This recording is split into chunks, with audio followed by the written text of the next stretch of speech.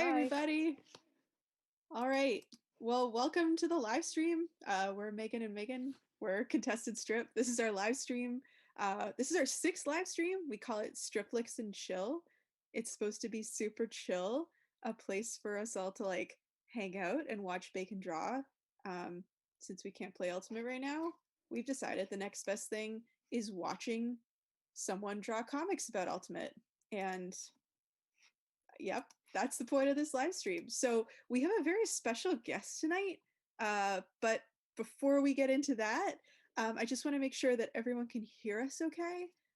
So if you can't hear us okay, or if you can, could you please let us know in the chat?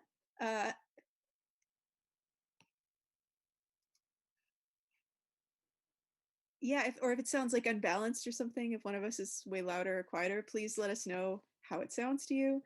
And in general, if you have any questions or things you want us to talk about throughout the live stream, you could put that in the chat. I'll watch for it. Anyway, we're Contested Strip. This is a live drawing comics live stream.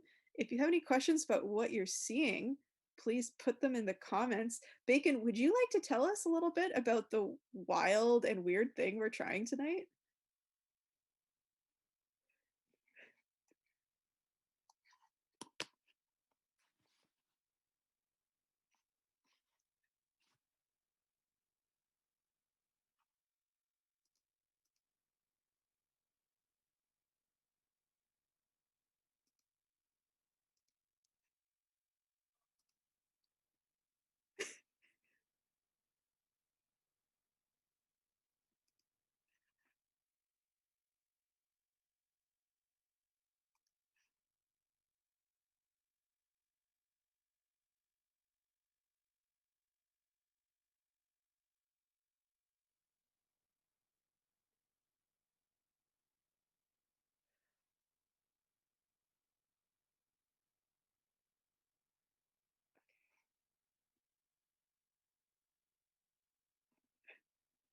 All right, I'm going to introduce our special guest while you get started on the art equivalent of Y'all a have been saying special way too many crossfield. times. No, I'm going to keep saying it.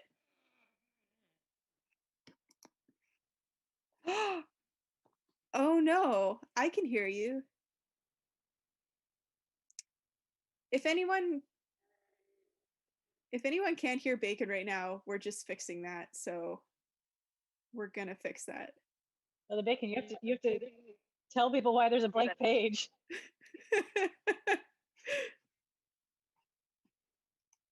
Okay. So anyway, I want to say, okay, you know how they always say this person needs no introduction? I think that's kind of true in this case, but I think I also need to introduce this person because this is going to be one of the most impressive introductions you're ever going to hear in your entire life. So get ready. So welcome to Manisha Daryani. We're just going to call her Slap because that's how everyone knows her. She played club for 17 years, if you don't know her, and she went to nationals every single one of those 17 years. She's played for UCSD, Safari, Fury, Mischief, and Nightlock.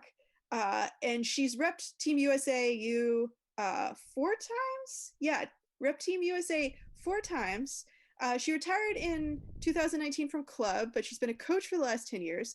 She's coached UC Davis, UC Berkeley. She's coached under 19 boys. She's coached in the Western Ultimate League. She's coached Nightlock.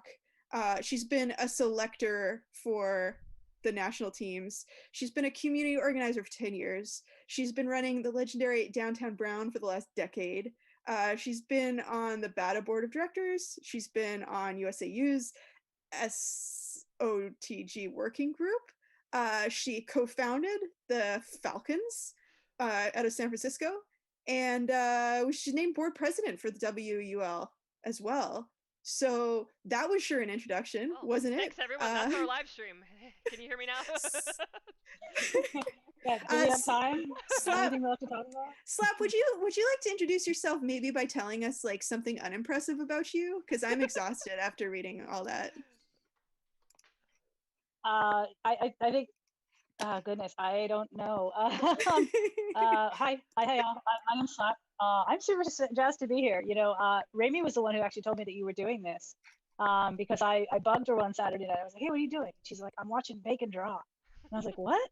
And she's like, yeah. She's like, doing it on live stream. So your reputation precedes you. So just so you know, people talk. And so I'm just super jazzed to be here. I'm in my office. I'm sorry to say I didn't, well, somewhat accidental, but deliberate, just because it's almost impossible to get all the work done in 5 work days. So, but that said, as Bacon knows, I got a fridge back here, so we're drinking tonight and we are chilling, and I'm super jazzed.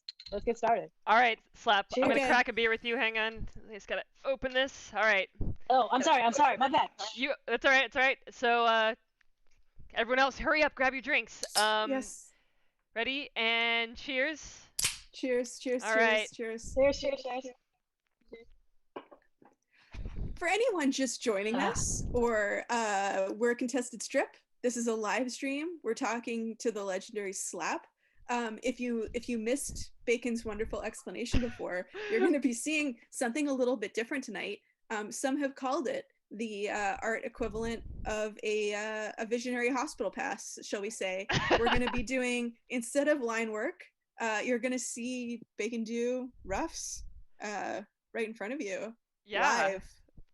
I planned this literally like 20 seconds before we went on the air, so it should be fun. It's gonna be awesome. That basically means usually I'm doing line work when I already have things sketched out, but you're seeing under here is a pencil drawing from a page from our book. It's page 95, I think. I'm gonna save it as such. This is page 95 of our comic, One More Year. I'm gonna save it really quick. I'm not gonna save it with the full name right now. Live stream friends, do you want to know something really embarrassing? Bacon decided last minute she wanted to do this page because she was embarrassed to draw a page full of guys in front of Slap. We're gonna talk fact. about the WL. This is the influence I have, y'all. She's too powerful. The influence I have. Yeah. I will take it. Okay, so I'm just gonna dive in. I have this list of prepared questions for Slap, most of which are too embarrassing to read out loud. But I'll start here. So Slap, I hear you're a criminal lawyer. Is that true? Yeah, criminal defense lawyer. Yeah, that's literally why I'm in my office right now. Yeah, I've been doing it for 10 years. I was formerly a public defender, and I did that for 2 years after I graduated. And then went into private practice, and I've been in private practice now for the last 8 years. My office is located in Oakland, and I practice all over the Bay Area, and I do everything, which is kind of cool. Like, I handle everything from DUIs to murders, and I honestly think I have one of the best jobs in the world. So yeah, I'll talk to you all day about that. Would it be unprofessional for me to ask you what your favorite crime is? You don't have to answer. My favorite crime.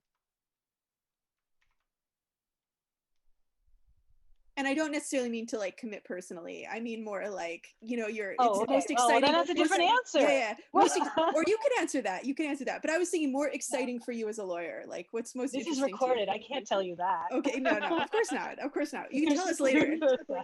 Tell us later about all your best crimes. Yes. Yeah. No, my favorite crime. I mean, it's really cool. I think what's really fascinating to think about when you're talking about defending people who've been accused of crimes is that there is the notion of saying you just can't judge people by the worst thing that they've done, and that's a challenge. I think that's incredibly hard challenge because we struggle with that in life, right? Because we're so quick to judge, I think, in regular life. And what I think I enjoy the most, and I think because it's harder, is the more serious the crime, the more that struggle becomes really hard.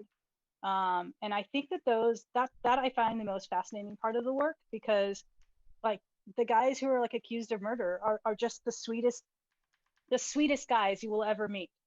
And it's crazy because they've been accused of killing someone. And I don't mean to make light of it, okay? Like I can talk about this stuff now in a way that I think some people aren't always used to or comfortable with. And that's probably because I'm just so exposed to it. And I think that's also something I recognize a lot when I talk with people who are not in my field, where I could be really cavalier with, like, sexual assault. And I could be somewhat abrasive with something like DUI, where people really viscerally react to these concepts and these subjects, primarily because, again, you're not necessarily exposed to it every day, and rightfully so. We do judge people for doing these things, these wrongs, especially when it's committed against another person. I think it's a very fun challenge to try and be able to say, I hear you, and I can consider this perspective too. That was a great answer, and so much more thoughtful than my stupid question deserved. Anyway, for everyone just joining us, we're Contested Strip. This is Slap. We are drawing One More Year, the ultimate graphic novel. If you are just joining us and you have any questions, or you have things that you want to talk about, or if you have something you want to ask Slap, please put it in the chat and we'll probably read it out loud if it's not super not nice. Anyway, so this is One More Year. This is our book that we've been working on for years now. This is a book about an unlikely team of misfits who comes up with this kind of zany scheme to win beach nationals as underdogs, but we have a real like overdog in the live stream today. That's why Slap is here tonight. So Slap, I want to ask you a hypothetical question, bringing in all your nationals and world experience, your expertise at winning championships. I want to say, like set up here, but okay. Yeah. This is a hypothetical question, okay? Mm-hmm. If okay. Your goal is to win beach nationals, okay? Now the parameters are, I'm gonna set the parameters as hypothetical. There's no COVID, okay? It's over. You have the same amount of money and resources available to you that you have right now, and all the like laws of physics and like regular criminal laws apply to the situation. Other than that, you can do whatever you want. How do you win beach nationals? How do you put the team together that you are like pretty darn sure is gonna win? First question is mixed or women, mixed or women's? Do you go mixed or do you go women's? Oh God. Okay. I absolutely love playing in the women's division, but let me tell you, playing mixed is also just an incredibly unique, different experience that there's so many things to love about playing in mixed, so I can't hate on mixed at all, especially on the beach. Beach mixed, I think, is incredibly fun. It actually just, it fundamentally flows differently than on grass. So I can't answer that question. Don't make me do that. Okay. I mean, my heart is with the women's division, but I really love mixed. You don't have to answer what you like playing more. Like, we're just asking you, like, your job is to win. If that makes a difference. You were like, Slap, your assignment is win beach nationals. How would you do it? Which division are you picking? Which one do you think you'd have? Knowing the people that you know and the people you could get on your team, which division would you go for the gold medal win? Did we stump her? Women's. Okay. No, I said women's. I said women's. Okay. You did not. Okay, I am being thoughtful in my responses there, Bacon. All right, and again, and this is all about winning. This is all about winning. 0% fun, 100% winning. What? How do you why can't winning be fun? No, it can be. I'm just saying I challenge your hypothetical. The main goal here, no fun, all win. Yeah. Anyway, how do you put this? No, then I don't want it. I don't want it. I reject your hypothetical. If you're not having fun, it's not worth it. It's just not worth it. How would you put the team together? Put that on a bumper sticker. Are you gonna put my team together? Yeah. No. Are you gonna like take an individual here and there, or are you gonna move the core of people who you know play well together to make up the bulk of the team? What's your strategy? I think you bring together folks from all over the country, and I think you bring in folks who you know are going to have a lot of great chemistry together. I think you put together a group of people who are going to have fun on the field while they're playing, who understand that this is a game and our job is to just like enjoy each other's company. I mean, like in the end, right? Like COVID is done. We live in this wonderful world where we're back outside and we can be closer to 6 feet to each other. Like, I just want to be with people who love playing a game and who think that you can be respectful while you're also winning, who believe that you can show, you know, like tip your hat to your opponent when they do something awesome, because that's the best. That's when the best games are played, and that's how I want to win. I'm just That's how gonna I say want to win. that Slap's hypothetical championship winning dream team is probably gonna win the Spirit Award too, from the sounds of it. Yeah, yeah, it I sounds like want to it. win everything. I want to win everything. There you go. Any other insights? Like the characters in our book, when faced with the same problem, they go very technical. Like they moneyball it. They write like a massive computer program. They commit maybe a couple of actual crimes in order to make this happen. Any other Interesting. sort of like like higher level like technical gambits you want to bring to this enterprise? I mean, I can get super technical and be like my coach hat on and be like, well, I will do an application process and then evaluate these applications Yeah. based on your strengths and weaknesses and how well they would balance against each other. Then I would hold a tryout to be able to see if I put you in certain scenarios, how you would actually do in those said scenarios. I mean, I can go there. Oh my God. Where do you Please. want me to go? Yeah. Yeah. Oh, okay. That's where we're going. Yeah. We want to. No, How? I Tell us your secrets so we can do it. I don't think either of us would be capable of putting together this team. I gotta be honest. I do want to know, yeah. now that we're No, speaking about like coaching and like tryouts and stuff. In your opinion, what is the hmm. best, like most unexpected good question you can ask on like a tryout application or a tryout forum that like pays the best dividends in selection? The best question. I've always, I mean, start with what I dislike and then maybe I'll get to what I like. How about that? Can I just like roundabout this answer? Yep. Because I've always disliked the question like on the Team USA applications, and they know this, just, anything I say to you, I've already said to them too. Well, I've always disliked when they're just like, please show us how you exemplify spirit of the game. And I was like, listen, all of us are literally going to say the same 10 words or 20 words. Why are you asking that question? Like, tell me something more interesting. Tell me something about how you reacted to losing, you know? Tell me something about what is the best teammate you've ever played with and why. Like, I want to know like values with that this individual brings, because to me, a team is not just the skills that you bring, it's the personalities, it's the culture. And I really want, and I strive for teams that have great culture, because I think that is what makes this process fun. So that's I want to ask questions that get me to know you as a person, not just like tell me how your flick goes. Yeah, whatever.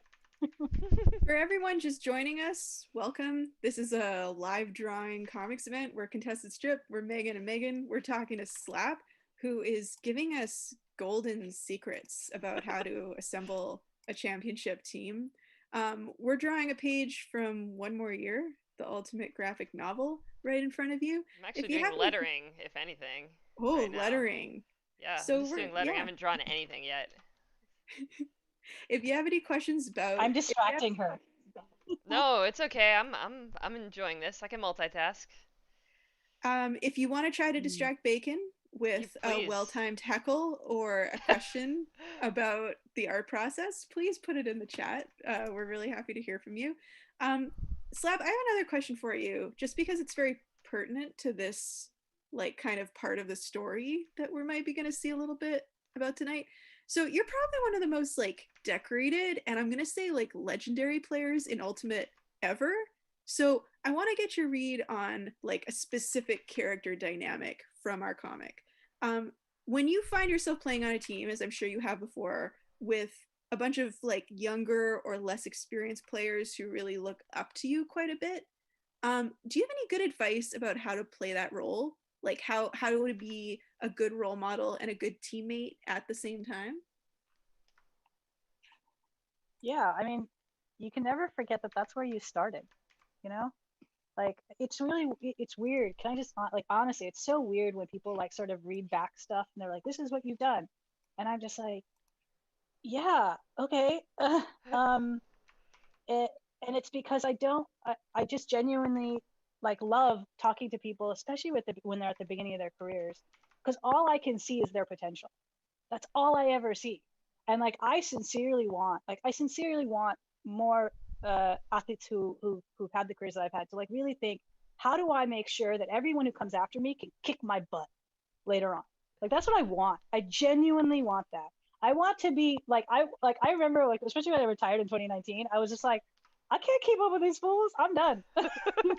Like that because the game is just raising so high right now, and that's so exciting to me. It's exciting to watch it, and it's exciting to like bear witness to it, and that's what I want to do as a teammate, as a coach, like as a fan. Like I just want to bear witness to your greatness, and remind you that this greatness, even in these moments, is part of this journey, and you're gonna look back on it and just like be like, dang, that was so much freaking fun. Like that was like when I wrote all this stuff out, and I was just like, it like happened so fast. Like I've been in this sport for 19 years, and it just felt like so fast. And you look back on it, and you can certainly like pull moments, and these moments aren't actually those like championships. Those are not the moments I look back and I remember on. Like I remember like the stupid things that we did on the sideline. I remember like laughing so hard my stomach hurt, like at Worlds in 2012. Like I just remember these random moments that like it makes you smile and it makes you just feel joy. And I want to do whatever I can to help people see those moments when they're happening, and just be like, this is what you're going to remember. This is what you're going to go back and be like, damn, that was a really good time. And that's what I want to do. That's what I want to do as a coach. It's what I want to do as a community organizer. It's why I'm so involved in youth right now. It's why I'm so excited about being involved in the WL, because we get to think and reinvent where this game is going to go. And why wouldn't we want to be a part of that? Those are beautiful words.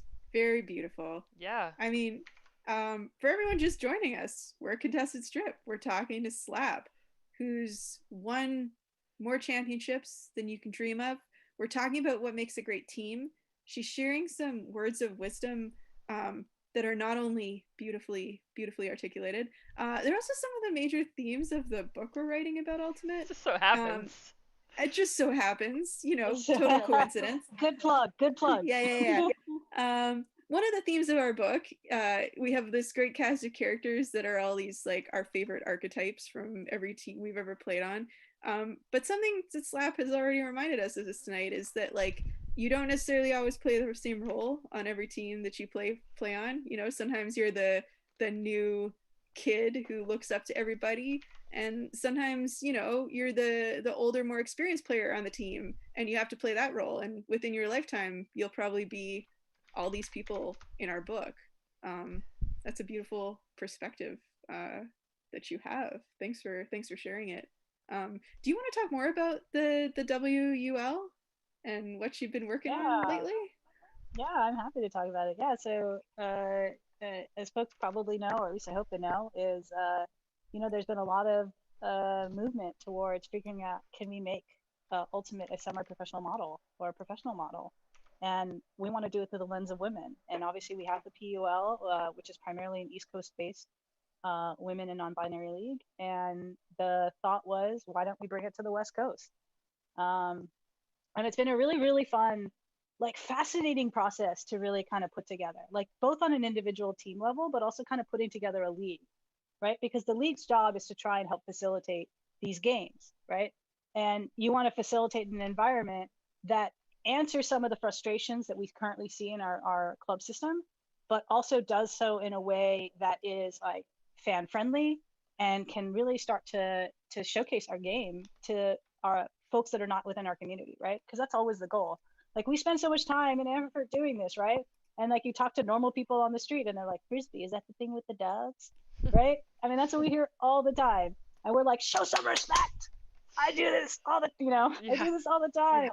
Yeah. And that's what's kind of cool. Like when you think about what can we do and how do we rethink the game? I'm really excited about being a part of the WL because I think that's the questions we're trying to answer is how do you showcase this game through the lens of women and non-binary athletes and be able to showcase that to the general public and to the regular, Joe on the street and just be like, dude, this is pretty cool. Like, go check this out.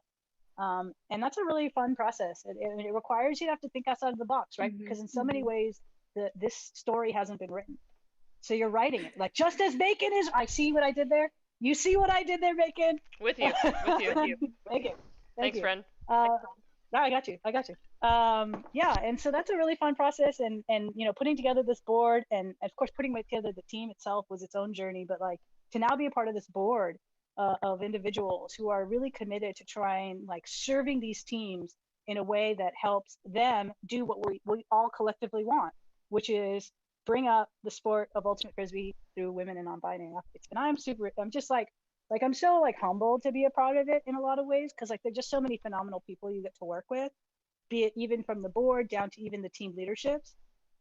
You just have this like wealth of dedicated individuals who believe in this cause and who want to invest in women and non-binary athletes, who want to be able to showcase this, who want to celebrate this sport, and again bring it to the larger audience. And so it's been a really, really fun. I mean, don't get me wrong, it's a lot of work, okay? Because like I'm working about 3 or 4 hours tomorrow on this stuff, and you do a couple hours of meetings right now, even though we're not playing. But this is kind of an ideal time to really kind of get your foundation in line and really think about when we are allowed to play, like how do we showcase that? How do we like come out of the gates like a blazing? And I'm super excited about that, because when we come out of the gates, like I think people are going to be super stoked. So For everyone just joining us, we're Contested Strip. This is Stripflix and Chill. We're chilling with Slap, who has a legendary 17-year-long career, winning championships, leading big teams. Kelsey Red Turner in the chat wants to know from you, Slap, what is the most challenging role you've ever played on a team?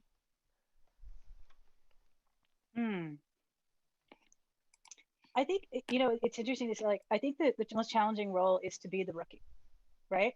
And whether you're the rookie, like true rookie, like someone who's just coming onto the team and not a lot of experience, I actually think that, and then you think rookie with a lot of experience on a new team, I think both are incredibly challenging, because in both instances you are having to learn a new system, you're having to learn a new culture, you're having to adapt either your skill set or your perceptions of when and how you're going to be on the field, and you have to adapt it to a new environment. And I think that's always hard, right? Because we're creatures of habit. Everyone's a creature of habit, like all athletes are. And you gotta like thrown for a loop when you're like, hey, I played on my last team and I played every other point, and now I play on this team and I play one every 6 points. And that's really hard, I think. I think it's an adjustment, again, whether you are a true rookie coming with very little experience, or whether you have coming in, switching teams 10 years into your career, and you have to make that adjustment and figure out, what is my role? Because that's the thing, like all of us come into these teams and we come into these environments and we want to like be a part of the team, right? And there's that adjustment time of figuring out, how do I do it? Do I like this role? Do I not like this role? Should I ask for something different? Should I not? And you don't know, right? Because you don't know how leadership reacts to that sort of stuff. You don't know if this is a fixed space that you're in, or if this is a growth space that you're in, and you got to figure that stuff out. Ideally you figure that out as you're trying out, but you often really don't know what's behind the curtain till you get on the team, and then you got to figure it out for real. And and either be okay with what you've learned, or push in the ways that you know you can be an advocate for yourself. Because I think even as a rookie on a team, be it with little experience or a lot of experience, like you can bring something to a team. And I would really want teams to be receptive of like, we're not bringing you on so you fit in this little box. We're bringing you on because we don't know what you're going to bring to our team, and we're excited about it. And I want to hear what you do with that. So I don't know. I hope that answers the question. That was a great answer. Let's see. Okay. Here's a real pivot. Oh. Who's your favorite fictional lawyer, Slap?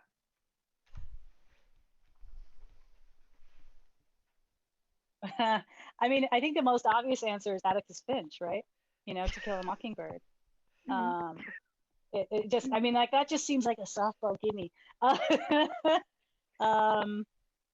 But yeah, it's funny. We don't have a lot of fictional heroes, right? I mean, let me tangent for a second, okay? Let me soapbox for a moment. Please. We don't, for the field of criminal defense, we aren't heroes. we're very rarely considered heroes. We're often considered antagonizers. We are considered obstructionists. We are, the people who are getting in the way of justice. And what I think folks are finally starting to realize is actually no, we're the only thing upholding justice. When you have such a broken system as we have, well-intentioned system, but broken, where so much power is given to a prosecutor, where so much deference is given to the police, that system doesn't actually function correctly. And the true counterweight there actually is the defense attorney. Mm-hmm. So yeah, this is my soapbox. I will stand on it, and I will say I want more heroes. I want more people thinking that the system necessitates phenomenally eloquent, passionate, justice-oriented folks that are working on the side of the defense, and they exist. They are there. Most of them are overworked and underpaid, and they are there fighting for a system that can work if we fix so many of these inequities right now that are so baked in to it. And don't get me wrong, I hear the folks who say burn it down. I hear it. I truly get it. But for someone who wants to save my client who's sitting in a jail right now, I am going to do whatever I can, however I can, to make sure he comes home. Because I don't want people dying in prisons because of COVID. Like that's been the reality of the last year, So yeah, my point is, make more heroes of criminal defense attorneys. We need more books. Where's Shonda Rhimes? You write that right now. Actually, no, she did it. She did that How to Get Away with Murder. I think she did it. All right. Well, Oh, go sorry, ahead, bro. Bacon. No, go ahead. Please go ahead. Well, you're right. Okay. Well, Well, you're right. Actually, no, it's not a good example. That's not a good example. Well, Yeah, I know, that's Ro, not we're good. gonna get to this Go. this question eventually, but I kind of feel like this is a good segue into a question that we have about one of our characters in the book. And we actually have Slap, along with some lefty representation, because we do have lefty representation in this book. We have a lawyer character whose job outside of Ultimate is to be a lawyer. And maybe Ro can describe that character to you a little bit, and you can tell us what kind of lawyer we should make her, because we actually haven't decided beyond that she should be a lawyer. It seems like it fits her personality. So Slap, you know the beautiful sentiment that you were expressing earlier, where if you couldn't have fun, you didn't care about winning. Think someone who is the opposite of that. So someone who is like no fun, all winning. That personality, okay? Like competitive, always wants to win, always wants to be perfect, intense, in your face. So our question Think about is, that teammate. What area of law does this teammate practice in? This very competitive, no frills, no fun type. I feel like if my attorney friends were listening, they'd be really insulted. But I would either say that they are in civil or property law. Okay. Yeah. That's what I think. So in civil, can you be more specific? Like we want you to sketch out a full career for this person. Okay. Are they if civil, are they civil defense? Are they a plaintiff's attorney? Like, who do they work for? Like, clearly a plaintiff's attorney.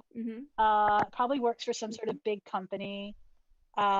Feels that anyone who questions them clearly is wrong, because look at what company I work for. Yeah, I mean, maybe, they probably do something like contracts or employment law. That's what probably the fields that they're in. They're all pro-business.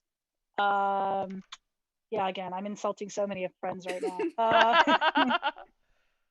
Or are you just saying probably, that they're winners? They're born winners. Yeah, well, because they clearly went to some school like Yale or something, and they're just like, they'll like drop that into conversation, like every third conversation they would bring it in. Well, remember when I was at Yale, that kind of stuff. That happens. And then of course, people like that. Oh yeah. Wow. Yes, there is a world outside of Frisbee Bacon. Wow. I know. And then obviously you want to talk about how they spend their weekends on their sailboats and things like that. What? Well, lifestyles of the rich and famous, right? Oh man.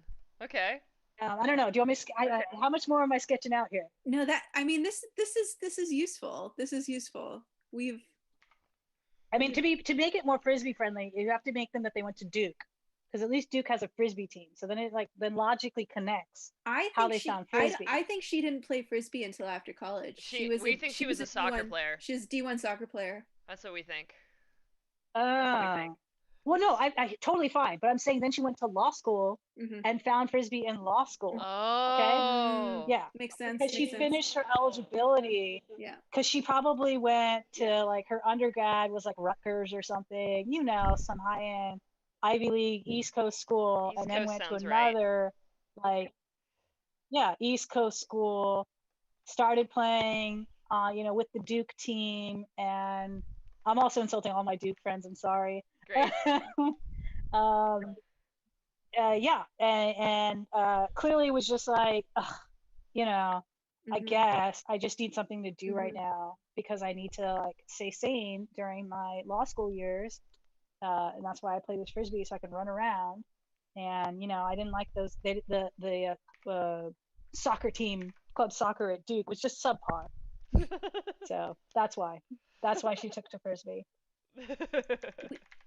We've had a good insight in our chat from another attorney pointing out that criminal defense attorneys are getting good media rep in true crime documentaries these days, which I think I kind of agree with. The true crime craze is showing us a lot of Yeah, it started with empathetic and Serial. heroic.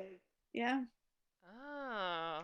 Yeah, it really it started with Serial, and I agree. I do not disagree that the tide is finally shifting. Mm.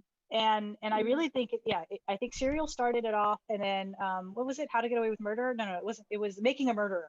Mm-hmm. That was the next big one that Mm-hmm. happened after that, and then after that, you're right, it exploded. Podcasts on this subject exploded because you do, and on the end of it, you have defense attorneys who were like, I genuinely believe the jury got it wrong, and Mm-hmm. and are just dying to tell you their story. Like there's so many instances, like even what I was doing today while I'm sitting in my office right now is I legit think the court got it wrong, and I literally wrote a brief to be like, you got it wrong, Mm-hmm. because that's what we do. We just sit and we like shout at the moon on how this is not justice, and they go, that's nice. You can disagree with me about this, but I think one reason maybe why like bringing heroic criminal defense attorneys to the media like probably does work a little bit better in nonfiction than in fiction is because like in fiction like there has to be like a danger, right? Like there has to be like an innocent person accused of a crime who and if the defense attorney is your protagonist, it's like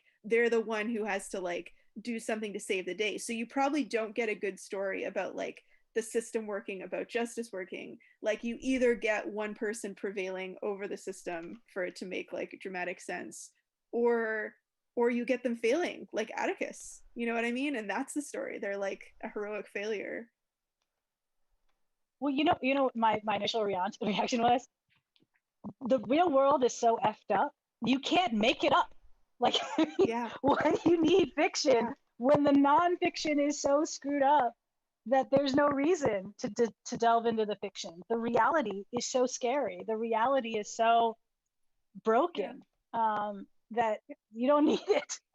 Maybe in a world where we had a more, and that's the interesting thing about a thing like To Kill a Mockingbird, it really it kind of glamorizes a little bit of the system, but it doesn't really kind of delve into Mm-hmm. the real like like nuances and baselines of racism, of how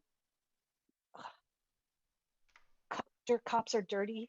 It gives you this somewhat idealistic, and don't get me wrong, like there's an idealistic world I believe that can exist in terms of criminal justice, but we don't have it, and so you're right, it's hard to actually get into fiction with this just because truth hurts.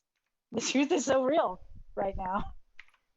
Like I think a lot of professions, like not just lawyers, like if you talk to anybody, like doctors, artists, writers, literally anyone about how their profession is portrayed in popular media, like a lot of them have a lot to say, obviously, about how it's not realistic or how it skews people's perceptions. But like I agree with you that how the legal system is portrayed in media is like really weird, and it kind of has this weird like reinforcing thing where when people do interact with like the justice system, they expect it to be like on television, often with really disastrous results.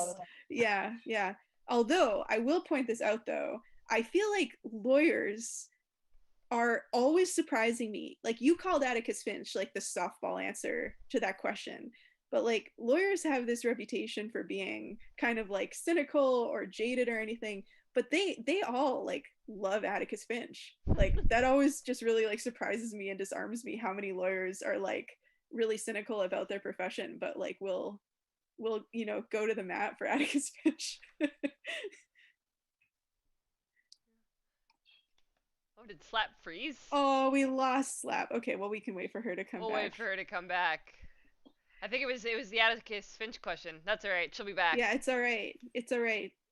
The power of Atticus was too strong. Bacon, do you want to tell us about this beautiful mustache you're lovingly Yeah, I rendering do in want front to of tell us? you about this beautiful mustache. I'm just drawing the East Side carpool, the team's East Side carpool. You know, if you live in LA or your big city, you carpool across the city, and yeah, Joffrey's driving the carpool. So there he is. He's driving a Prius, by the way. I should probably Google what the inside of a Prius looks like. But you know he has a Prius. Oh yeah. Well, I mean, the only reason he has a Prius is if like he doesn't have a Subaru. Oh, But I that's right. feel It's like, a Subaru. It's is it a definitely a Subaru? Subaru. It's got to be a Okay. Subaru. Okay. Yeah. Okay. Most likely to have a Subaru on the team is Joffrey. You're right. You're right. Well, Maybe his wife anyway, has a Prius. oh, good call. Good call. His wife A has a blended Prius. family. A blended family. Yeah. If anyone's just joining us, we're Contested Strip. This is Stripflix and Chill. We're doing a comics live drawing. Bacon is doing some pencils tonight in front of us, which we haven't shown before on a live stream. I think I she's know. doing a fantastic job. Thanks. She was a little nervous. I don't I know if she was nervous was. because she was doing it in front of you or if she was doing it in front of Slap. Probably a combination, but she's doing Slap is brilliantly, everyone. intimidating. She's so impressive. She's not here right now, so I can talk about how much I admire Slap and how cool I think she is. I won't tell her you said Don't anything tell her. when she comes Don't back. tell her. I gotta play it cool while she's here. You know, I gotta like not be geeking out about how cool she is. Anyone who'd like to know anything or like us to talk about anything, you Yeah. can ask in the chat in the comments. Yeah. Christina Joseph wants to know if Bacon, are you using a pen or drawing by Hey, hand or are Joe. you using a mouse? I'm definitely not using a mouse. This would look like mouse drawing right here. I am drawing on a Wacom Cintiq, and I got a pen right here. It's all digital, so yeah, that is how I'm drawing. It's a pretty cool setup, and I have dual monitors. This is the one I'm looking at when I'm drawing. This is the one I'm looking at when I'm looking at y'all. So If you there it haven't joined is. us on a live stream before, Bacon's doing like what's usually called like pencils tonight. Mhm. It's a little Usually different like than what we've done in the past. yeah, in the past we've shown you kind of the line art being done. So this is a little bit special. This is a real look behind. Hi Slap, welcome back. I don't know what happened. It's okay. It's okay. You know, we got this. We got this. We're happy Alright. that you're back, though. I know. I was like, oh no. Wait, I I was want to really ask. excited. Yeah, go ahead. You ask. Okay, I want to ask Yeah. Slap a question. Like, do you wait? Did you want to follow up with the Atticus Finch? No, Since you it's had okay. strong We're opinions. done, Okay. we're done. Oh, we're done. We're No, done. no, no. Let me ask you this, Slap. I think I might know the answer to this, but I am curious how you got your nickname. Let's throw you a softball. Is my guess right? Is my guess Yeah. right? Your guess is right. Yeah. So I went to UCSD for my undergrad, Yeah. and I did not play frisbee in high school. I played softball, Yeah? and I left-handed. And a interesting caveat of softball that is not as prevalent in baseball is that left-handed batters are often referred to as slappers. And the reason that is particularly because I am somewhat petite, not as petite as I was then. I've definitely some COVID weight, but uh, basically a left-handed batter is often asked to choke up on their bat, and they are already too close steps closer to home plate. And so what you do is, as the pitch is coming, you walk through the batter's box, which you're allowed to. You just can't leave the batter's box. And then you slap the ball down into the ground. And the idea is you're supposed to hit it down hard enough so it shoots up in the air. And then you have to leg it out to get to first before the ball comes down, and they can get the ball to first base. And that's called a slapper. And I did play D2 ball my freshman year of college. I walked on to the softball team there, and cool. I was a slapper there. And then when I switched over to Frisbee my sophomore year, UCSD has a long-standing tradition, and they still have it, of naming their players. And part of they do that is like, hey, just give us some fun facts about yourself. And I said, hey, I'm a slapper. I was a slapper on the softball team. And at the time, one of the captains was Alicia White. And she's like, oh, I know what that means. I think I know who that is. I think you've heard of her. And then she shortened it down to slap, and it stuck. And that was 19, 20 years ago now. Wow. Have there been any downsides over the years to having that nickname? No, because what do the five fingers say to the face? Slap. So like people don't like slap you, like. No, actually, most of the time I slap them. I was like, hey, my name is Slap. They're like, what? And I was like, slap. Oh man. And they're like, oh, okay. So I don't know. So no, I use it. I use it. I don't know if you know this, Slap, but I played a lot of softball back in the day too. Yes, I do. I tried slapping once because I was very fast. So I also walked on in D2. I played for a year and also quit. Well, not quit, but like decided I wanted to do other things my freshman year or after my freshman year, and I had one at bat in college where I tried to slap and I like not practiced at all, and it was super embarrassing. Like I struck out super hard trying to like go from the left side and slap bunt my way to a base because I was not the best hitter. But yeah, it didn't work out for me so well. But I have to ask, what position did you play? And I feel like I want to guess, but you should I guess. don't know. You should guess. I should guess. Remember that I'm left-handed. I was gonna say the fact that you're a lefty kind of narrows it down a lot because you're not gonna be anyone on the left side of the infield. You're not gonna be a second base person. You might play first base because a lot of lefties play first base, but I just don't know if that matches your personality to be a first base person. I don't think you're a pitcher because you would have said something about being a pitcher at this point because pitchers can't go without mentioning that they were a pitcher. Kind of like Duke players. I feel like you could have been a catcher because of your leadership qualities, but it's also harder to be a lefty catcher. So I like either of those options, but then the outfield, I feel like if you were fast and you were lefty, I'm like, okay, you could be like a center fielder, leadoff batter, lefty, and that would fit as well. And then like center field because you'd be like the quarterback of the outfield, which would make sense to me. So those are my three guesses out of 9. Tell me if I'm in the right third. I was a right fielder. You were a right fielder. Oh, should have went with outfield. To your point, the quickest switch is to just do a sidearm, and as a right fielder, I could get more people out at first because, and y'all, this is super technical, y'all. No, I love because this. Throwing across your body this way is slower than throwing across your body this way. And as right field, first base is pretty much right in front of you. So I can pick up and throw much faster than most right-handed people in right field. I'm bummed that I didn't get that. I was leaning outfield. But you were right. Yeah, you were right. The the reason I didn't have center is that my arm was not as good as our center fielder. Okay, fair enough. Because I was small. And so it was just a matter of being able to quick release.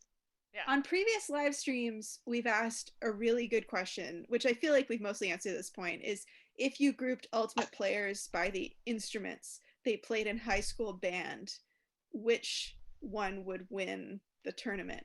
I'm going to ask this of baseball and softball players. If you put people on ultimate teams, grouped them by the position they played, which team is going to win the tournament? Is it going to be the pitchers? Is it going to be the outfielders? Hands down, the outfielders. I'd say the shortstops. Because they're almost like the cutters. Yeah, like I mean, the infielders, they're great. Like they can lay out, do things like that. Certainly, they have a little bit more familiarity with laying out. But we're faster. We're always faster. And so I just think the outfielders would win. Bacon, you disagree? I think no, you're probably right. When I'm thinking of like the body types of like professional, like high level softball players, you're probably correct. But I guess I was leaning like middle infield, like shortstop, because the shortstops like I think they're like I think that's like the toughest position on the field because you're getting the most ground balls. You gotta have a stronger arm than the second baseman. So you got like that arm. I think overhand throwing motion actually is very helpful in Ultimate. Believe it or not, I think it is. And I also you know what's funny? You started your analogy with a hammer, and literally the reason I can throw hammers is because of softball.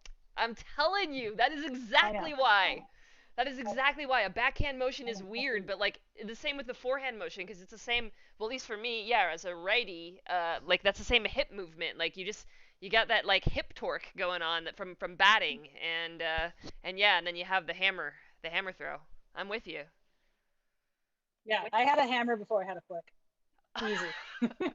I had a hammer before I had a backhand, and I'm still looking for that backhand. So, Did you find it? No. All my throws to that side of the field are hammers, always. I don't throw backhands. We have another important art question. I think Bacon should take this one. Bacon, how many steps go into a comic from concept to finished frames? Oh my gosh. Well, I think I have a sketchbook nearby actually. Let me see what I got here. It starts with Ro and I writing together. We write the comic out and we do what are called thumbnails. And so I have sometimes there's also scripts. Sometimes occasionally. Scripts. Yeah, Ro writes the script while I draw stuff. Sorry. I only think about the pictures. Yeah. And so the whole comic exists in this form right now. The whole thing, all 200 pages of the comic exist in this sketchbook. But then what needs to happen is here's some more pages. See, look, it's all here. And then it gets brought into the computer where I kind of I take exactly what I'm showing you here and I go over it digitally. I probably could go straight to line work here, honestly, like because these roughs are really clean. But I'm just roughing it out a little bit now to make sure all the proportions are correct. I'm making sure that like the framing is what I want. Sometimes I change the panel entirely at this point in this stage. And then I go over it with like a thick black outline, and right now we have a colorist who then will color. So I don't know if I actually counted the steps or if I would number the steps, but that's the process. If that's what your question was, and that's from I think Chris that Mazer. was his question. Hi, Chris. Yeah. So yeah, Chris, it typically does go like that when we work together. But also it's very common in comics. You kind of go from like an outline to a script to thumbnails to roughs or pencils to line work to colors to lettering. That's kind of usually the phase how things go, but not always. It's not dissimilar from animation. But and Chris, I should point out Chris Mazer is a good person to ask the band question to, because I don't want to out him here, but he's definitely a band person, and I know what instrument he plays. He can tell everyone if he feels like it. But we have the question of like which section of the band / orchestra would win if it was all like woodwinds versus brass versus percussion versus strings. Who would win? And we determined. What did we determine, Ro? We said. I think we were pretty strong. It was woodwinds. We're winning it all. I thought it was brass. Oh really? Oh, maybe I have it wrong. I would have said brass. I mean, not to weigh in, but I'm weighing in. I would have said brass. Yeah, like trumpets and stuff. Oh yeah. It's weird. Like I have this sense we were so confident in the answer, and it was hard for me to admit it. But oh shoot, was it brass or woodwinds? What I did we don't know. Where's decide? Jenna Wiener when we need her? We spent so much time talking about this. But anyway, we're moving on to the baseball question. And like Slap has put forward, I think, a compelling argument For the that outfielders. the outfielders would win it. Who Slap? Who are they meeting in the finals? What's your Yeah. finals matchup? Who you think that you think outfield's gonna win, but who are they playing in the finals to eke out this victory? The pitchers. The pitchers. I know. I just totally sidestepped your answer. Sorry. The pitchers. Over. Those divas. Yes. They're in the finals. Yes, the divas. The divas are in the final, which is why it is all the better when the outfielders win. Okay. Just justice. Mm-hmm. Okay, worst spirit out of any position. Who has the worst spirit? Answer that, Slap. The pitchers. Exactly. Yeah. 100. Okay. Good. But I mean, I think you've certainly staged the most dramatic possible final. So there's definitely like just in the emotions, Mm-hmm. Yeah. Okay. I have another really important question for you. Get ready for this. Okay. Open your mind. Okay. We've discussed crimes. Now I think it's time to talk about time crimes. If I gave you a time machine and enough fuel, you can go somewhere in time and come back. So you got to go somewhere, do something, and come back. How are you going to use your you don't have to commit a crime, but it's open to you if you want to. What will you do with your I guess round trip in a time machine? Okay, here's the problem with that question, because I'm so literal. And you know, like the butterfly effect? Have you seen that? Have you read the book? Okay. I'm familiar with the concept. I am literally so afraid that I will screw up. That time will be so altered by me being there and doing anything. I mean, like, don't get me wrong. Like, would I want to, like, I don't know, fix how Jim Crow was first initiated and fix how Reconstruction was really being done in the United States? That would be a great instance. Would I want, like, those 40 acres that were promised to Black slaves that were now recently freed? That would be awesome. That's what I would do. I would, like, go back and fix some injustice. But who knows what would happen if we did it? Yeah. So let's dig into the important issues here. A lot of this comes down to your personal theory of how time travel works, which is important. Have you considered, though? I see your point about the butterfly effect. You don't want to screw everything up. On the other hand, this could be one of those loops where you were supposed to go back all along and like fix Jim Crow, so you have to go do it to like set the future right. You don't know. You don't know. Okay, yeah, I pick post-Civil War Reconstruction. Okay, and what are you gonna do? What's you specifically, because you don't have superpowers, right? You're just you, no. aren't you? Wait, what do you mean? Your only superpower is time travel. You don't have like the magic to fix it. You gotta do something. No, I'm just curious. I'm curious. Like, if I have the capacity for time travel, you say I have nothing else? That's it. It's just that's you. It. You just have the knowledge of how and when things are gonna happen. She could bring her bat if she wants to. Yeah, you can bring your softball bat. Yeah. Oh my God. Bring my softball bat. Okay, how do I do it? Oh gosh.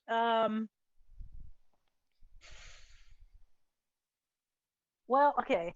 I have to remember my history and figure out, is it a matter of lobbying someone or getting into the White House and convincing them to sign off on this agreement for 40? I can't actually remember, and I feel terrible. I'm a U.S. history major.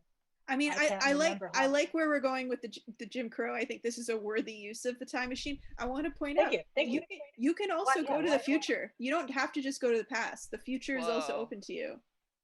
Whoa! What would I do in the future? I don't know. but that's crazy, because then you go to something you don't know versus something you do know. Okay, but you come back. Like, you can go to the future, check it out, come back and act accordingly if you want to. So actually, come to think of it, that actually is a far better use of time travel than it is to go backwards, because then, to your point, the butterfly effect never really happens, because you then learn the information necessary in order to actually facilitate the change that you want. Okay, fine. I'm on board now. I hear what you're saying. I'm on board. Okay. Then I'm going into the future. Cool. Okay. Gosh, I feel like I just need to go 50 years from now to see if we've destroyed the planet. Oh Okay. no. I'm sorry. That was real downer. Okay, I'll drink No, for but that. it's I'm sorry. I'll true. drink. Okay, those were good answers. All right. Those were good answers. I'm satisfied with that. This is like Family Feud. Good answer. Good answer. That's a terrible answer. Good answer. Okay. Do you So have an answer to your own question, Ro? Maybe you two are too young to know what Family Feud is. I'm sorry. I don't no, think no, we're no. that much younger than you. I don't think we're that much younger than you. Well, fine. I thought that was a funny joke. That's fine. Chris has asserted that the tubists would win the ultimate tournament. The tubists. Mm. They're strong. They're very strong. Strong. Very Especially strong. if they're in marching band, like carrying the tuba and like staying in time and playing. Lung capacity. Lung capacity. Yeah. Great cardio. Not nothing. Yeah, I don't like. I want it to be true, Chris. Like I like the, the moral fiber of your answer, but the woodwind and brass people were so persuasive. You know what I mean?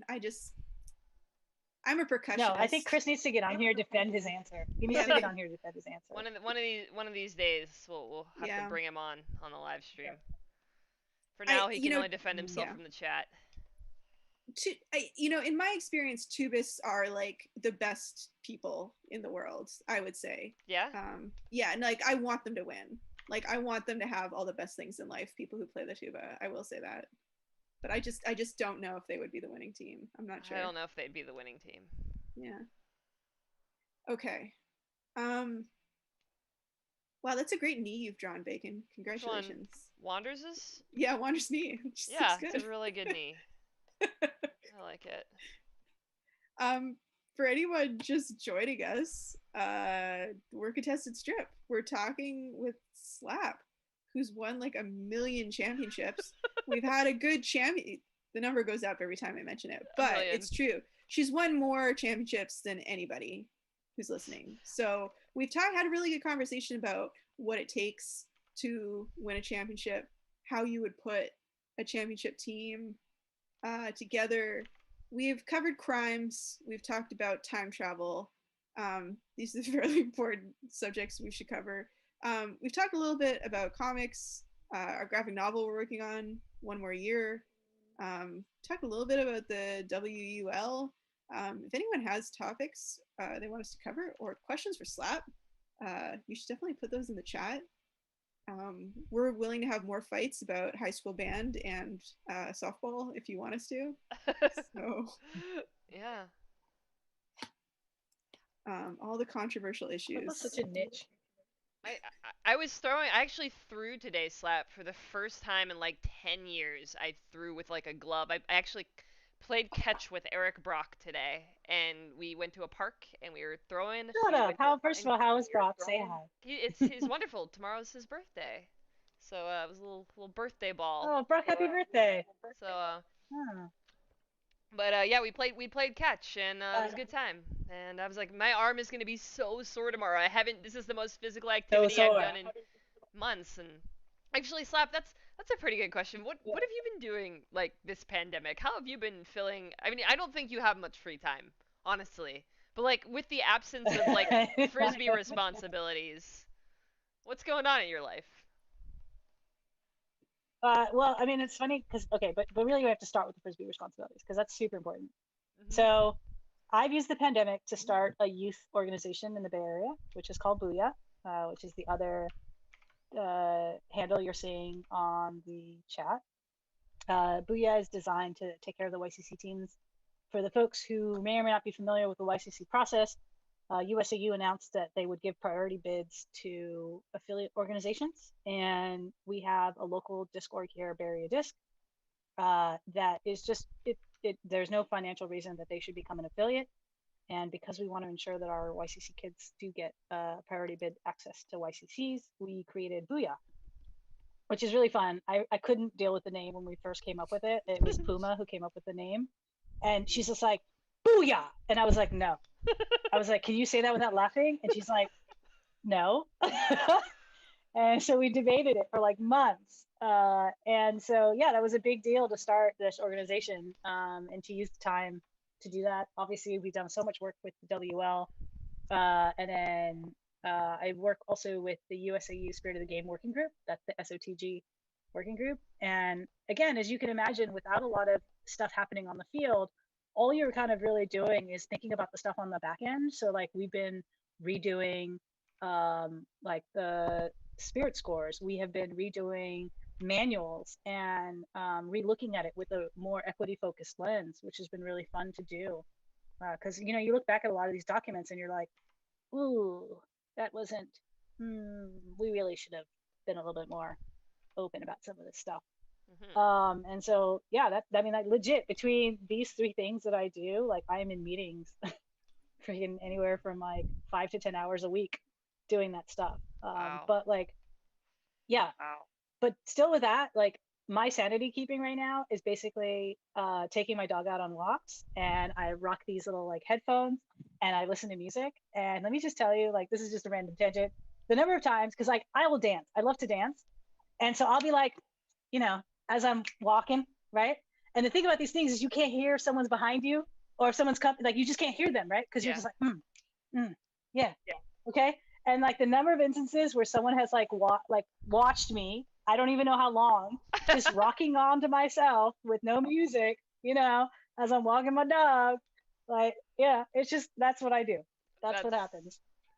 That's very funny, and you know what? It's kind of tough with the earbuds because I do the same thing with my earbuds. Like I'll be like I'll like walk and talk to my family while I'm, because I can't see them, can't travel to see them, Mm-hmm. and I feel like I look like I don't know what I must look like, but I'm walking and I'm talking to somebody. Like I'm just like I look like I'm just walking normally, and then I start talking or like whatever, and I Yeah, legit like grab my phone and hold it even though I don't need to, so people like on the other sides of the street like don't think I'm just understand. talking to Yeah, myself. And but I hear you on the dancing. Like yeah. I did that one night too. I was like I had my tunes going and I was grooving. So I like that. I like that. Yeah. For No, anyone that's like the just big sanity keeper, which is nice. Yeah. Oh wait. uh Oh god. I was gonna say oh yeah. Tex has Tex from Hot Lava has a question. I do know What Tex. Hey, Tex. what are your current favorite jams? Ooh, Dua Lipa's "Levitating," and Mhm. then Jason Derulo's it's like something. I want to take you dancing. Okay. I can think the hit of it. Something about dancing. Jason Derulo. But I'm a big soul person too, and like to be clear, like I'm dancing. I'm actually like dancing to soul music. Like I'm rocking out Nice. to her. Like I'm Oh, rocking I out to like like her. Janae Aiko, LMA. Like that is what I'm listening to right now. And Tex knows this. She and I, we were known to rock the dance floor. Oh God, I miss dancing. Man, don't Oh, you miss dancing? Gosh, I miss dancing. the last big event that I went to before the pandemic was the 2020 layout dance party, and that was like the last full on like just rowdy event, and I miss it so much. It was one of the best parties I've ever been to. So yeah, I just want to be in a room full of sweaty, gross people uh, Right, because it's dancing and funny. Like we look at it and we're so fond of it, but before we're like, ugh, oh God, I just went danced. Oh my God, like I have so many people sweat up. Like now we're just like, give it to me. how do you think all those people that were like, oh, I'm too cool for the tournament party, I'm skipping the tournament party feel right now? Because I feel like I'm never skipping another tournament party ever again. Like I am always gonna go to First the of all, party. if you weren't coming to the tournament party, what were you doing at layout? I, I Like, I know. I agree. I agree. I always rally to that. But like you tell me. Wait, you were 17 for 17 and going to nationals. Have you ever missed a tournament party? no, Never. no. You But I you mean, also, that's always a go to the stat. party. yeah, there's also a party that happens on Sunday too. Because remember, back in the day, used to be out in Florida, and so the really fun party was always Sunday. At Because everyone nationals? was just out, yeah, because everyone was out at Daiquiri Deck, because no one was flying out. And if you were flying out, you were flying out at like the red eye at 4 a.m. So you're just like, we're staying up. Yeah. So we would just go out to Daiquiri Deck, and then you get back to your place, that little beach house, wherever you were staying, and you get home around 2 a.m. And then you're like, screw it, I'm not going to bed. Like, my taxi's coming in 2 hours. And then I you just love stay that. up because you got to get back. Are Um, you a like take that long flight back from the East Coast, roll straight into work kind of person, or are you like I'll oh take a yeah. half day? No, Oh you go straight to no, work. I didn't have the luxury of the half day. Like I would be working. Like there's a real like I was at Worlds in 2017, and it was 2017 Royan, and my teammates will tell you this. I literally we won. Okay, like we Mhm. had won Worlds, and I came home, and they were like, "We're drinking, we're partying, we're going to the beach," and I was like, "Guys, I have to work." And I literally sat at the Airbnb and worked for 6 hours. Oh my These guys gosh. come back from the beach. They come back from partying. I hit send on my brief, and I was like, "We're drinking," and they're like, "Slap, it's like 3 in the morning," and I was like, "I don't care. We're drinking."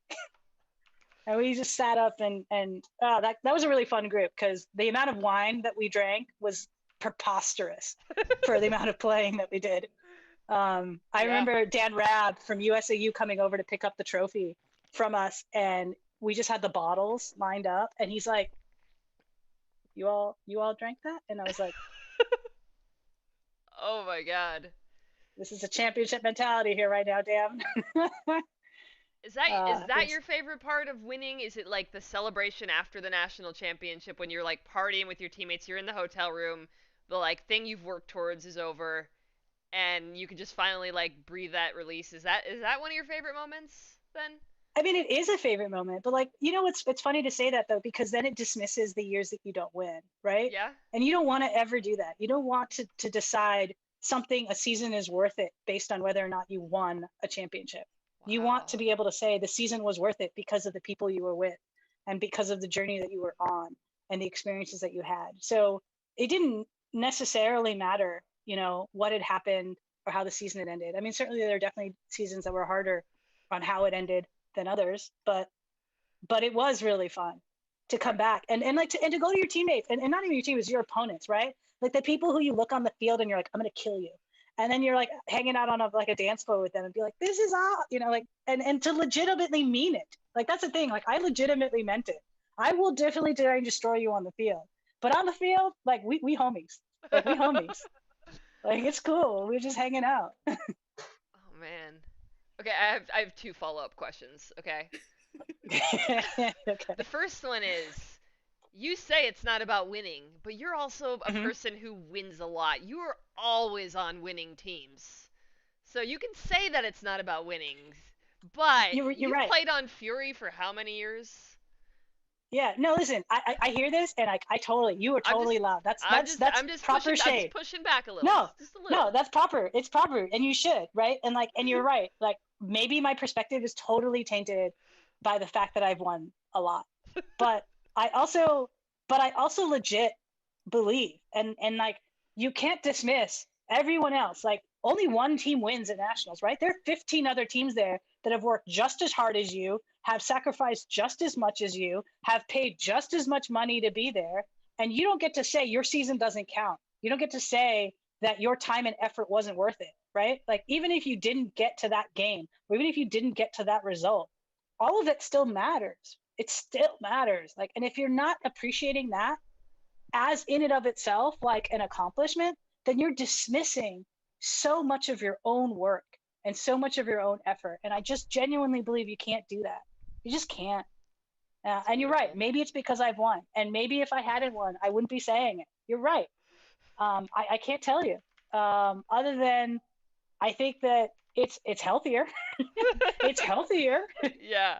to look at this stuff and be like, this was an incredible journey, or Mhm. this was such a fun ride, or damn, let's do this again. Like I want to come back next year. Like everyone has that drive. Everyone, whether you win or lose, comes back and says, I can do this better. Right. And if you're not saying that when you win, well, then you're not, I don't, you should be saying that when you win. You Wow. should be saying that twice as much when you win than when you lose. Okay, that's a good answer. And here's my other follow-up question, which is unrelated to the one I just asked you. I have to know. Okay, you talked about these, people off the field. They're your homies, and then on the field, you're going to battle.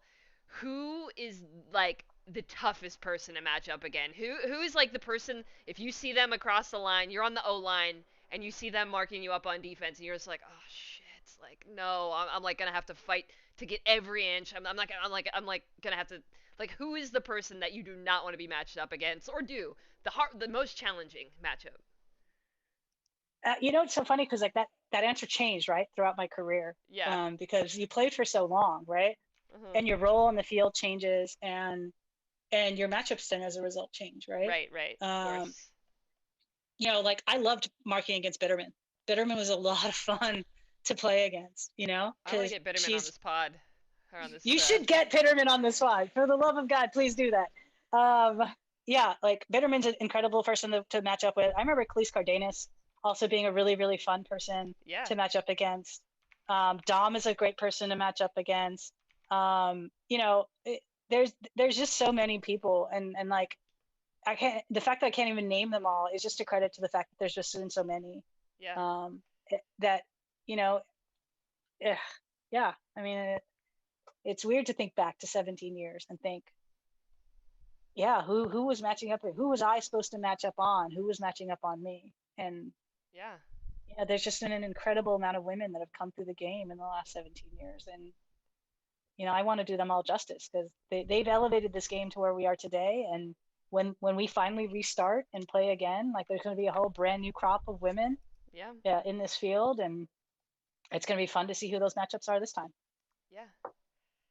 Who's like the most like exciting young player that you're like stoked on? Like who's the person you're like, oh gosh, I can't wait to see where their career's going? Like who's really impressing you right now? Whether it's high school, any level, on a college team. Oh gosh. Hmm.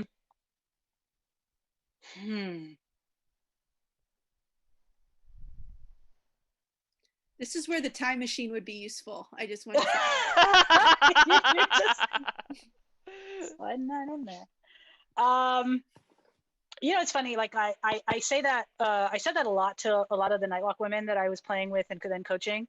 Mhm. And right now my bias is towards the women I was directly coaching, Yeah. because like obviously you could name the other big names. You could name anyone who played on the U24 roster Mhm. in the last cycle and say they're the next big thing, right? Because they earned the right to be there. Mhm. But I was super stoked about the local women that we had. Like, I mean, I was really excited about Julia Klosnik. I was really excited about Nemo. I was very excited about Dozer. I'm incredibly excited about like what Hydra does, But those are the young women that were on Nilok's roster, and my bias is there, because they're the women I was excited because I was going to have access to be able to figure out how to help them get to whatever they were going to go to next. Um, so I mean, it's a non-answer because like, you want to ask Ulti World, they got their 5 favorites. Hmm. These are some inspirational pearls of wisdom from Manisha Daryani, one of the legends of our sport. Um, Also, I'm gonna say, kind of like a big theme of our book and something we really believe in, is yeah, like investing in young players. It's really, really important. The best thing that we can do, in my opinion. So yeah, anyone who's listening, I think building off what Slap has said much, much better.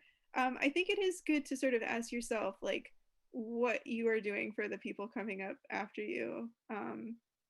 It's a really good message. It's a little bit about what our book is about, but more importantly, I think it's something that ultimate players need to think about more often. Yeah. I agree. Well, believe it or Thumbs up. not, I feel like this page, the roughs are almost done. Like, I don't think I want to do the line work for it. I might switch to a different page. Just to Or do I it. can, in the meantime, show some, like, we got some brand new colors back from our colorist. They're not Ooh, done that might yet, be a treat. but maybe that'll be a little treat for everybody that we can share. So this is about. I think I'm actually about done with what I would call roughs for this page. I am. I think I'm gonna wait on this pose on modulus and change it because I feel like I could do a little bit more exciting composition. But yeah, that's gonna be like a lefty scuba slap. So But that one's for you. To Or modulus. But I lefty think high release backhand. Let's be honest. That's the lefty other. high release That's the backhand. That's the throw. that is the new throw. That is the That new that's throw. the modern throw. Mm-hmm. Okay. all Okay. the cool kids are doing it. It's true. So Hero Um, knows. I also I want to ask a factual question about like how much weight are they snatching in that Oh, it's fourth on a panel? I need to know. snatch. I don't know. It's like a lunge. I don't know what it is. I should probably like consult someone who's actually good at working out. Okay. It's like a like the overhead like lunge. Maybe you shouldn't have your arm up in the air when you do like a lunge or something. I don't know. Okay. I was I just don't think it's that curious. much. I think Clint's having a tough time. Kate's got a really tight core. She's got this. Clint's form is bad intentionally. Okay, Bacon, And you then we want have you a want to car. show Then we us have a some great colors? carpool here too, where we have Ooh. them driving to practice. So you know, we got Moose in the back seat. We got Ben and Becky. They tend to make out a lot, so they're making out, which is making Moose very uncomfortable. Cheese is blasting some tunes, and Joffrey's driving. So there we go. I East think Side it's really important to carpool. always put the biggest guy on your team in the back seat, no matter what. We should have This put him doesn't in the matter. middle and had him making out over top of him. But yeah, I think I'm gonna open up some pages. Yeah, You're gonna show us some colors, or are you gonna do more roughs? I'm gonna do both. I guess Okay. I'm gonna do a little bit Okay. of both. Also, okay, I'm gonna start hyping this up. We've created an amazing game to play with Slap tonight. We figure, we brought her on the live stream to weigh in as like a champion's champion. So we thought in order Champions, to champion. we yeah, it's a champion's champion. But we can say it all you want. But I think to really prove that she is like a world-class competitor, we wanted to show everyone watching the live stream what it's like, when Slap competes live and in person. So we've designed a game especially for her. It's a Especially high for Slap. stakes it's a high stakes game, Slap. I want you to start mentally getting in the zone here, because if Okay. you win, there is a reward, or I will say there's like a punishment for me and Bacon if you win. Oh my God, I'm in If now. you I'm in now. lose, but if you All lose, right. there's also a cost. There's a cost to be paid by Mm, you personally. So I just want you to know there's something on the line here. mm. I haven't fully decided if we should tell her about it before or after. No, I we mean, I shouldn't. feel you're telling me I don't even know the terms and I have to agree to this. Well, I mean, This it's is it's not a nothing. very It's lawyerly nothing too discussion. serious. It's nothing too Okay. serious. I'm just trying to think. I'm trying to raise the dramatic stakes here. What Okay. would be more Mm. fun for everyone watching, and what would Well, be we could. funnier for us. I don't know. I know Slap's got a bunch of beers back there. Ooh. We could have to whoever if she Mhm. wins, she has to shotgun. If we win, we have to shotgun. Or if she wins, we have to shotgun. Um, I think there's a way of combining that concept with the other thing that we were discussing Okay. earlier. Okay. I Okay. think that might be the winning. Okay. What's the opposite of a prize? Punishment? Punishment. Yeah, sure. We don't like positive reinforcement here at Contestant Serve. It's all negative Well, reinforcement. the positive is watching the other person suffer. That's a positive prize. Like, What's it called? That's not how that works. Schadenfreude? Yeah, That that's not German how that word? works. it's Okay. called comedy, okay? It's Like called it's comedy. funny. It's funny when bad things happen to other people. Okay, cool. Yeah. I'm gonna bring up some pages really quick and show some people what we got so far. So these are just, they're not done yet. This is a first color pass, but yeah, these are some like, you're seeing some pages from the book. The lettering's not in here, so there's no spoilers. But we have the cousins twins at their cousin Nadim's place, and he's giving them a little speech. We're not going to really talk about what that means right now, but there's some art from the book. They're all on the team. And we have, I love this page, Modulus and Cheese go to a dance club, a gay club. That's the Abbey in West Hollywood for anyone who lives there, but I think that's going to be really fun. This is Allison, our colorist, who's done Allison, these yeah, she's doing colors. some really good work. We hired a colorist. And then I have one more to share. This is just another one from inside the club of Modulus and Cheese. Again, we we like our men shirtless here in this comic for some reason, which is very strange to say, but it's kind of true. And then we have the cousins twins playing with Nadim. They're playing some video games, having a good time, and they're bonding. So yeah, that's some of the art. So, it's happening. awesome. Yeah. It really looks great. Like this is gonna be fun. I hope so. I hope so. I'm It's like gonna be really excited to see the final product. Yeah, let's see. All right, maybe since Slap is here, we'll show off a couple more pages. Okay. Do it for Okay. Slap. Cause I Do it just for want Slap. Slap's approval so badly. So badly. It's what matters That most. I see. It feels like it means I have to like withhold it now. Yeah, you should. Bacon, you can do better. Come on. Yeah. Let me Thinking it find. was okay. It's okay. Yeah, I have some pages from the beginning. I'm gonna just do it. I'm just gonna do it. There's no plan here. Yeah, I'm gonna show you some pages from the beginning of the book. We actually start out on Grass Ultimate here, so I'm gonna go through them real fast. So we got some Grass Ultimate happening. We got like game. We got some laying out. We got some throw in. And I'm not gonna go past this page. I'm not gonna go past that page, but that's where we're at. We're at regionals, and Clint's putting it deep, and Modulus is running for it. And I don't know, Slap. Do you think that throw's gonna work? Mm, no. Why do you say that? Well, I saw the arrows and I was just like, well, where is he aiming? I can't tell. Yeah.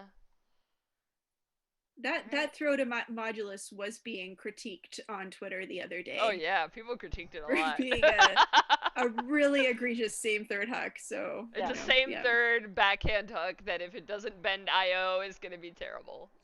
Just So can't keep floating out of bounds. yeah, we'll see. We'll see what happens. I'm not spoiling it now, so Mm. that's Yeah. the beginning of the book. But maybe I should find something else to draw. I don't know, Slap. How are you feeling?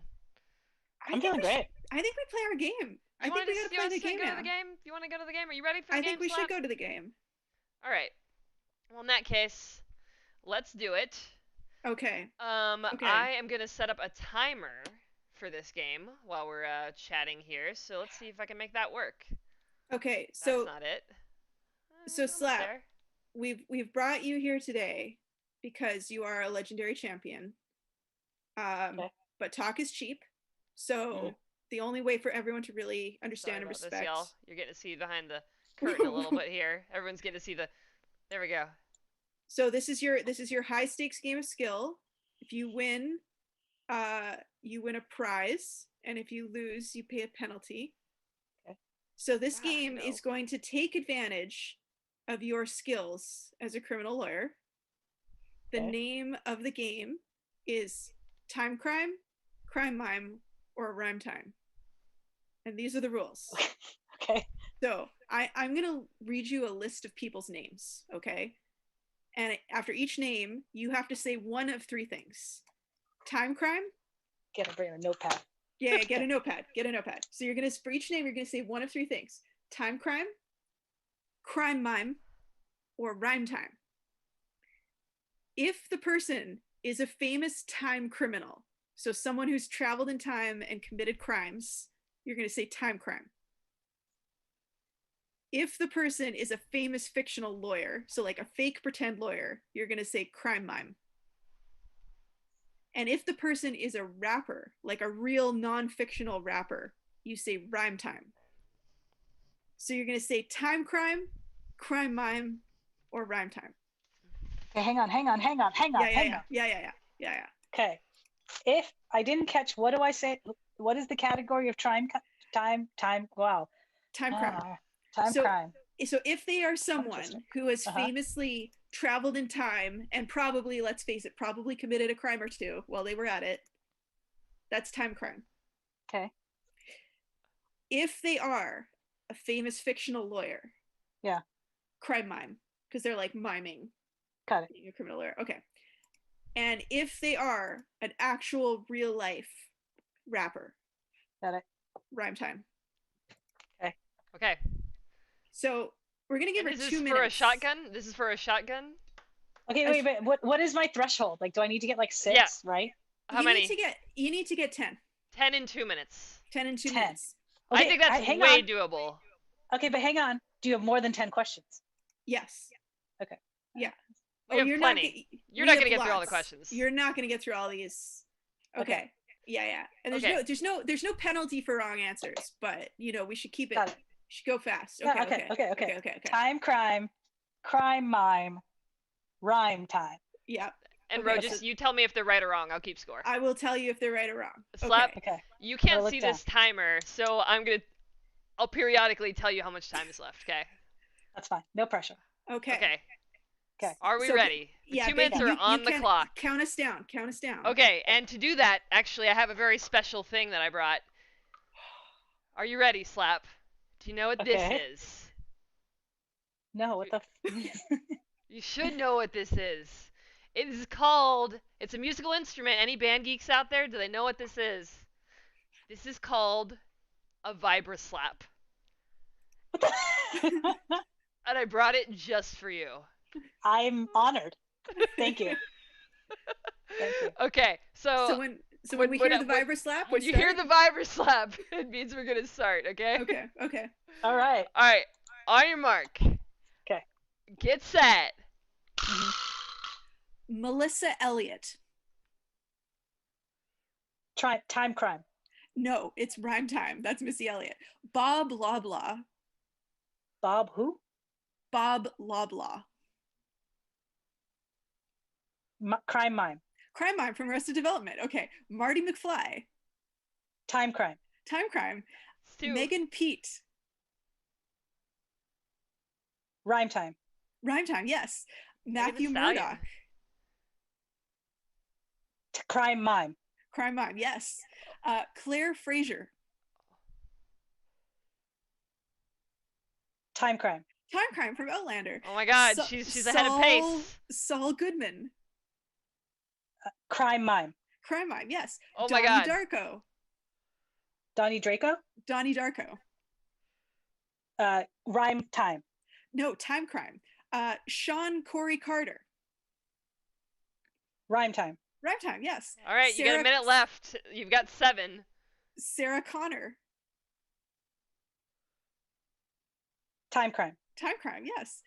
Perry Mason. Crime, mime. Crime Mime, yes. Oh my God. Vinny Gambini. I'm sorry? Vinny Gambini. Rhyme time. Crime Mime, that's my cousin Vinny. Ash Williams. Ash Williams. Ash Williams. Time, crime. Time crime, yes, from Evil Dead. Okay. Keep going. You Lionel got Hutz. 25 seconds. Lionel You got 10. Hutz. She's already got 10 though, but keep going. Keep going. Keep Go going. on, 10 more Lionel seconds. Hutz. Lionel Hutz. Lionel Hutz. Lionel Hutz. Crime, mime. Crime Mime, yes. Jackie Childs. 10 seconds. Time, crime. Mime, it's Crime Mime. Calvin Broadus Jr. Rhyme time. It is rhyme time. Ally McBeal. That's it. Crime, mime. Ally McBeal. Crime, mime. It is a crime mime. It is a crime mime. Drink. Oh Slappy man, did so good. I think I have to go get another beer. Okay. All right, I feel Sad like times. I'm gonna go get that beer. Ro, It's do you not have just another a one? beer though. Yeah, I have this one. All right, hang on. I'll be right back. It's still mostly full. Be right back. Oh, Slap. We've engineered a really entertaining reward for you. Oh, okay. No, Now I'm excited. Lower your expectations. Dang it. All right, fine. It's probably going to be the most disappointing championship you've ever won. So Also, I saw a question. I did play with Gibbs, but not at Beach Nationals. I played with her on the Beach Worlds teams. So shout out to Gibbsy. Shout out to Gibbsy. Oh, let's see. Well, I think our game was a hit. There you go. Thank you. Yeah, that was fun. Though I definitely got tongue tied. I just like stupid things that rhyme. It's the greatest. No, it's passion of my great. life. Yeah. It like really had to make me think. I was like, okay. She wrote it down. We shouldn't have let her write it down. We gave her too much time. Oh yeah, maybe the writing. It's Okay, the writing. well, It's for the next writing. time. For next time. Yeah. Never leave an attorney with a legal pad. Oh man, we fucked up. Okay. Okay, so how's this gonna work? So in honor of Slap, we do a big slap, and then We do a big and then slap and we drink. Okay. I feel and, like you need a wine bag. Oh man. Yeah. Drop the ball, y'all. Us, we dropped the ball. Oh man. Okay. Okay. Not gonna get this on my Here. computer. I'll drink with you. You're gonna drink with us? Oh, what Yeah. a champion! What a true All right. champion. Are we racing?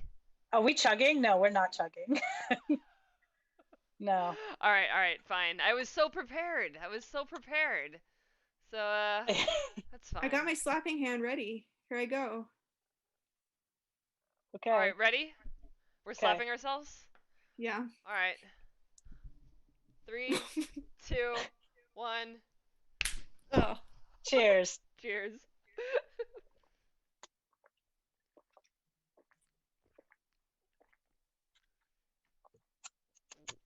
Yeah, winners don't chug. Ugh. All right. Wow. Okay, cool. It was invigorating. I feel alive. It's the most fun I've had all quarantine. So.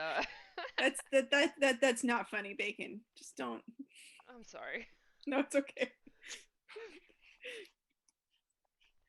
Describe like our fun- eating process. That's not funny, Fun is Bacon. fun is like a sensitive subject right now. You know? I know. Whatever. I had fun. You did really well. I think we should have made it hard. I think we were too easy on her. We should have got more names. Oh, more well. names. That's all right. Next time. Well, like, we're gonna stump yeah. you, Slap. We're gonna stump you. I tried to do like a test of it, and I played it with my mom and with James, and like I took kind of the average of how they did. So yeah. Slap, you did better than average between my husband and my mom. So that's what I strive for, better than average. That is my goal in life. Strive to be better than average. Yeah. But also, in all seriousness, like I actually really enjoy Family Feud, and that felt very Family Feudy, and I was just like, oh, this is fun. I think Slap is really putting out some energy tonight that she just wants to play Family Feud. So I feel like we need to design make that game for her. We can do it. We need to make that happen. I mean, it surely exists in some way on the Yeah, internet or something. This is more a critique of like, you know, Slap's closest friends and loved ones. Like, what are you doing? How have you not made this come together for her? Obviously, that's what's one happening. thing she wants more than Clearly anything. dropping the ball. Yeah. She's made herself clear tonight. I'm just saying. Kevin says, if we had a time machine, would we go back and not let her use the notepad? And Yes. that is how I would use my time machine. Yes. Thank you, Kevin. Kevin, 1 to you. There you go.